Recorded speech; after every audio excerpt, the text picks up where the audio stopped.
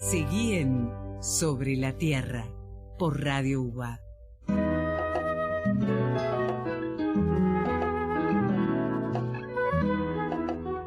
Son las 20:38 y arrancamos la segunda mitad de Sobre la Tierra. Ya estamos en comunicación con Germán Baldi, docente de la especialización en teledetección y GIS en la Escuela para Graduados de nuestra facultad. Además es investigador del CONICET en el Instituto de Matemática Aplicada San Luis de la Universidad Nacional de San Luis. Con Germán vamos a hablar sobre las diferencias entre los diversos países del mundo en cuanto a cómo y cuánto protegen sus áreas naturales, terrestres y marinas. Hola Germán. Hola Pablo, ¿cómo estás? ¿Cómo estás? Hola Sebastián. Hola Germán, gracias por estar. Bien. No, por favor, gracias por la invitación, nuevamente. Vamos a arrancar fácil. ¿Qué son las áreas protegidas? Depende para quién. Supuestamente, según, por ejemplo, si entramos a Wikipedia, las áreas protegidas son ubicaciones que reciben una protección especial porque tienen un valor muy importante en términos de paisaje o de diversidad biológica, etcétera. Y estuve buscando las definiciones porque vos, Pablo, me has consultado. Uh-huh. Y para Argentina, lo que adopta Argentina, según un artículo del Convenio sobre la Diversidad Biológica, un área protegida es aquella definida geográficamente que ha sido designada o regulada y es administrada a fin de alcanzar objetivos específicos de conservación. Y esto es lo que yo en el trabajo cuestiono en algún punto. Seguro. Bien, y en este contexto, ¿cuál es su objetivo? Mi objetivo, como casi todo lo que hago, empieza con algo muy simple. Tratar de entender por qué las cosas, el mundo luce como luce. Entonces, si uno agarra un atlas de rutas o entra a una página cualquiera de internet, ve manchas verdes sobre el territorio. Uh-huh. Y manchas verdes son áreas protegidas en los continentes, o manchas azules si son áreas protegidas en los océanos. Y me llamaba la atención primero como argentino, ese patrón del que hablamos en entrevistas pasadas, de que la mayor parte de las áreas protegidas están en zonas de frontera o sí, de escasa importancia económica, por lo menos actual, ¿no? Y en el mundo como Argentina o Estados Unidos o Brasil u otros países tienen poco protegido en comparación con países que para la mayoría de nosotros y de nosotras son desconocidos, como Santo Tomé y Príncipe, Bután, Liechtenstein. Y bueno, traté de primero poner eso en números. A ver, los países desconocidos y chiquititos protegen más o menos que los países grandes, poderosos, conocidos, etcétera. Y con esa observación bastante simple, traté de construir una historia. Y la historia va de eso, o sea, las diferencias entre países en cuanto a cuánto protegen, y la relación entre tamaño, poderío militar, riqueza del país, y variables más que hablan de la sociedad, si la población es económica, o la población, hay equidad económica, hay altas tasas de alfabetización, etcétera. Y bueno, los resultados fueron lo que reflejan lo que había observado inicialmente. Me gustaría si podés profundizar en los resultados. Sobre todo, me parece que estás refiriéndote a las áreas terrestres en principio. En principio hablemos de las áreas terrestres, fue lo que hice. Hay poquitos trabajos, muy poquitos, que analizan a nivel global a qué se debe, cuáles son aquellas formas de gobierno o características de las sociedades que llevan a una mayor protección de la naturaleza. Y esos poquitos trabajos trabajan, perdón la reiteración, pero toman solo un universo de países pequeño. Sí. Y en ese universo de países dejan afuera a los que generan esa información. Hay muchos países, hay poquitos trabajos que trabajan siempre con el mundo subdesarrollado o en vías de desarrollo y dejan afuera sus propios sistemas. Entonces, lo que encuentran estas poquitas publicaciones es que aquellos contextos sociales, económicos más favorables llevan a una mayor conservación.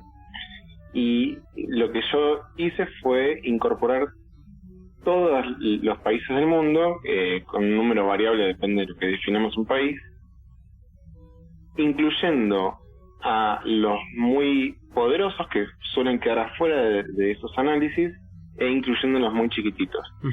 Y lo que uno encuentra es que, por ejemplo, de los 10 o 12 megapaíses en términos de población, de área, de Producto Bruto Interno, ninguno de esos 10 países supera un 10% de la conservación en como quiera que se define esta conservación en áreas protegidas, porque hay distintas categorías, etcétera. Mientras que los micropaíses, esos que resultan desconocidos para nosotros, como Niue, Nauru, Tuvalu, etcétera, San Marino, protegen mucho más. Todo esto se mete en software estadístico. Si uno consigue una importancia de cada una de las variables que vas metiendo, y la segunda variable en importancia determinando la extensión protegida terrestre fue el poderío militar, y es bien marcado, mucho más que si esa sociedad es equitativa, si el Producto Bruto Interno per cápita es alto. Eso pareciera que no importa. ¿Y qué es lo que surge? Sí. ¿Son los países más poderosos o los más grandes? No, son los medianos chicos los que protegen más. Y bueno, tratamos de proponer algunas ideas al respecto de esto, y surgen, son varias los comentarios que podría hacer, pero hay algo que para todos va a ser sencillo, o para mí me resulta más sencillo de explicar. Quien establece las normas no necesariamente las cumple. Quien, también está en casa de herrero cuchillo de palo, ¿no? Pero sí. Un país poderoso dice, se tiene que llegar al tanto por ciento de conservación de cada uno de los países. Sí, hay acuerdos internacionales, etcétera. Y los países chiquitos o medianos tienen que cumplir con esas metas, porque si cumplís con esas metas, te reconocen a nivel global, podés recibir plata de las entidades, de los entes internacionales, y, por ejemplo, si yo fuese presidente de algún país pequeño, me gustaría que me invitaran a, Suecia, a que me dieran un premio porque puse la mitad de mi país en conservación. Esa es una explicación posible.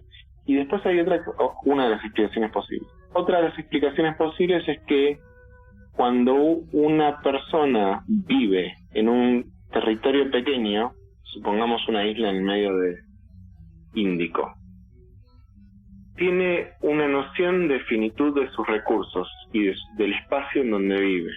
Entonces, ese espacio probablemente, aunque hay muchos contraejemplos, ese espacio probablemente uno sepa que tiene que cuidarlo, uno o el gobierno que representa a esa población.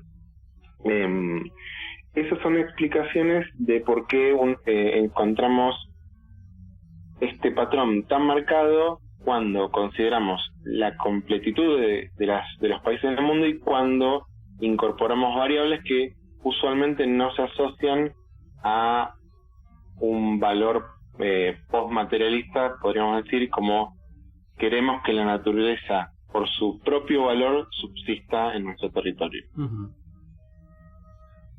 Bien, tremendo. Oh, perdón, no te quería interrumpir. No, por favor, si no es como dar una clase virtual. No ve las caras de los otros, entonces es más difícil. Pero decime, Sebastián. No, quería pasar un poquito a las áreas protegidas marinas. Bueno, me parece muy bien. Y cuando terminé este trabajo de lo terrestre, fue publicado, lo habrán leído algunas personas en el mundo. Dije, bueno, lo obvio es pasar a lo marino.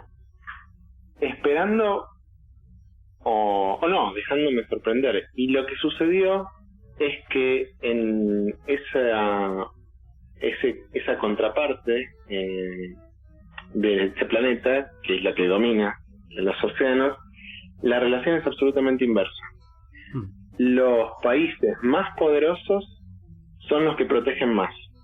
Los países más grandes son los que protegen más. Los de mayor Producto Bruto total o per cápita son los que protegen más. Entonces, supongamos Estados Unidos o Gran Bretaña. En tierra hacen algo, hacen más que Argentina, ¿no? Pero tendrán un 7, un 8%, no tiene, los valores pueden cambiar, depende cómo uno los define. Cuando das vuelta y te vas a lo marino, protegen un 40, un 50, y con una tasa de crecimiento altísima. Cada vez se incorporan más áreas protegidas marinas en esos países. La pregunta es, ¿por qué no? Que son dos gobiernos distintos, uno que quiere la conservación y otro que es secundario. Uh-huh. Para, no sé, Canadá, o para Australia, o para Argentina, o para Chile. ¿Tenemos agendas distintas? ¿Y somos distintas personas? No, la realidad es que no. Y en los dos trabajos yo apunto a que además de una voluntad cierta de proteger los recursos naturales y de proteger la diversidad biológica, y que queremos que el huemul o no sé, alguna especie de loro esté protegida, eso existe, pero hay otros factores que están filtrando esas motivaciones originales, y ahí entre esos factores están los geopolíticos, y en los océanos eso es muy marcado. Bueno, el mundo de la radio es distinto al mundo de presencial, ¿no? Pero yo siempre muestro mapas, y es increíble cómo organizaciones que son de conservación, no es el Foreign Office de Reino Unido ni nada por el estilo, pintan a los océanos como parte propia de esos países. Entonces uno puede ver mapas de la Unión Europea que hablan de la conservación de las distintas especies en el ultramar, y en esos mapas, que no los hace una persona, se hacen organizaciones, los océanos son europeos, por ejemplo, o son norteamericanos, o son argentinos, o son chilenos, o son rusos. Uh-huh. Entonces, esto da la pauta de que hay motivaciones veladas para el público, para la población, detrás de la implementación de un área protegida. Hay en el trabajo hay distintas explicaciones, pero básicamente es eso. Estamos diciendo, vamos a conservar nuestros océanos, pero le ponemos una etiqueta, ese océano es nuestro, y de esa forma ganamos el apoyo de la población, no solamente llamando a esa actitud patriótica, o sea, fuerza patriótica, sino diciendo, y además queremos hacer algo bueno, como conservar las especies que habitan en esos mares, conservar futuros futuras fuentes de alimentación, etcétera. Y bueno, y estos tipos de acciones no son muy comunes porque te enfrentás con una idea absolutamente universal de que las áreas protegidas solo se ponen para conservar la naturaleza. Y hay algo más también. Es para conservar la naturaleza y también para políticamente garantizarnos cosas, bienes, servicios, etcétera. Germán, me gustaría, ya apuntando al cierre de la entrevista, que si tenés alguna reflexión que te surja al considerar en conjunto estos datos, al mirar terrestres y marinos al mismo tiempo.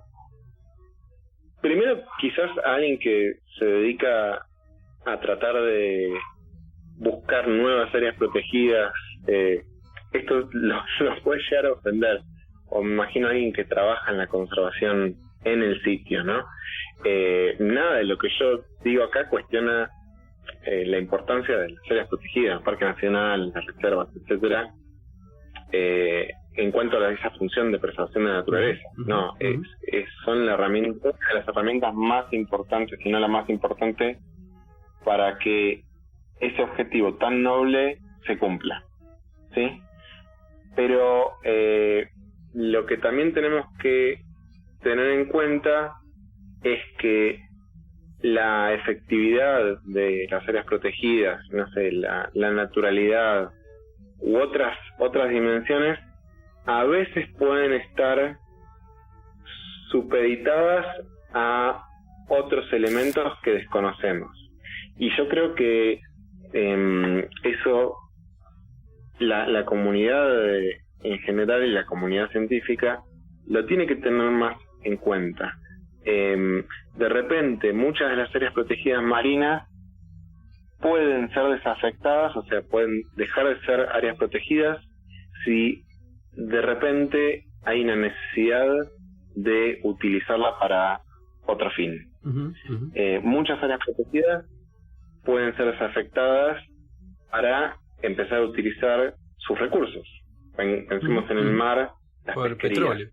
O, sí, para el petróleo. Y eso es un tema, ese sí, la desafectación, la degradación o el achicar el área protegida en tierra está bastante visto, y son los países más grandes y ricos los que más desafectan. Hay casos emblemáticos en Alaska, bueno, en Brasil también. En Argentina hay pocos casos de desafectación porque tenemos pocas áreas protegidas, pero es común. Entonces, esto puede pasar y lo tenemos que reconocer. Y una cosa que yo menciono en el trabajo de las áreas protegidas terrestres es que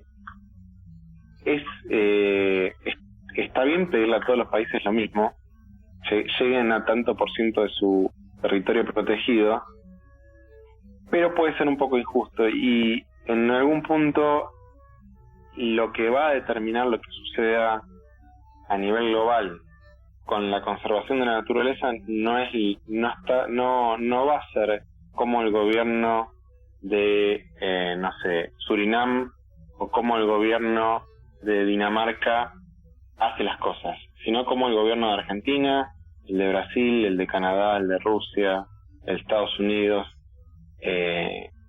cuidan ese espacio natural, ¿no? Y hay una con el tamaño con el poder hay una responsabilidad atrás, y eso tiene que estar visto, digamos. No es lo mismo, no se le puede pedir lo mismo a todos los países, y el impacto va a ser distinto lo que haga un país grande que un país chico. No, seguramente. Germán, te agradecemos muchísimo que hayas estado en Sobre la Tierra. Se nos acabó el tiempo, casi se nos acabó el programa ya, pero como siempre, quedamos a la espera de novedades, que sé que hay por ahí algunas que dentro de poco ojalá salgan. Ojalá. Crucemos los dedos. Lo hice larga, pero bueno. Bueno, gracias por la invitación. Te mando un abrazo grande. Todo muy bien. Gracias, Germán. Sobre la Tierra, en Radio UBA 87.9.